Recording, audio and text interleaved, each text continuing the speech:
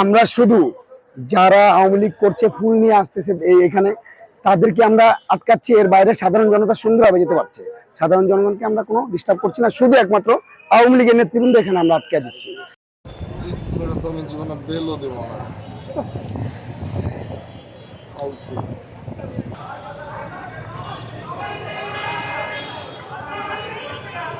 কি ভাই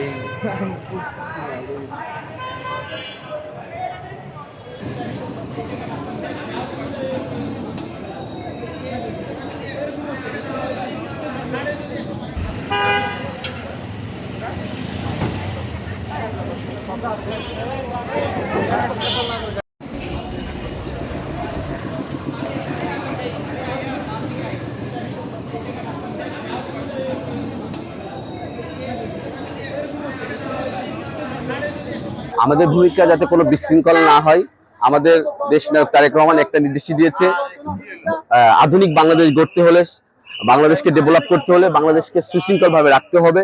দেশ নায়ক তারেক রহমানের নির্দেশে, আমাদের সিনিয়র নেতৃবৃন্দের নির্দেশে যাতে কোনো বিশৃঙ্খল ঘটনা না ঘটে, এই জন্য আমরা এখানে পাহারা বসিয়েছি, যাতে আওয়ামী সন্ত্রাসীরা, যাদের অনেক অস্ত্র তাদের হাতে, অবৈধ অস্ত্র রয়েছে তাদের হাতে, আনুমানিক যে পুলিশের অনেক অস্ত্র তারা কেড়ে নিয়েছে, এবং হারুন সাহেব এবং সাবেক আইজিপি সাহেব ওনারা কি করেছেন, অনেক অস্ত্র সাধারণ জনগণের হাতে তুলে দিয়ে গেছে, সেই অস্ত্র যাতে ব্যবহার তারা এখানে না করতে পারে, এই জন্য আমরা এখানে পাহারা বসিয়েছি। আমরা সকাল থেকে আজকে কর্মসূচি এখানে পালন করতেছি মূলত তিনটা জিনিসকে মাথায় রেখে। প্রথমত দেশের জনগণের নিরাপত্তা, যেমন আজকে কিছুক্ষণ আগে একটা ঘটনা ঘটছে, ওনারা মোবাইলের ভিতরে বিস্ফোরক নিয়ে আসছে, সেটা আমরা ধরতে পারছি এবং ডিভাইসটা বিস্ফোরণ ঘটছে।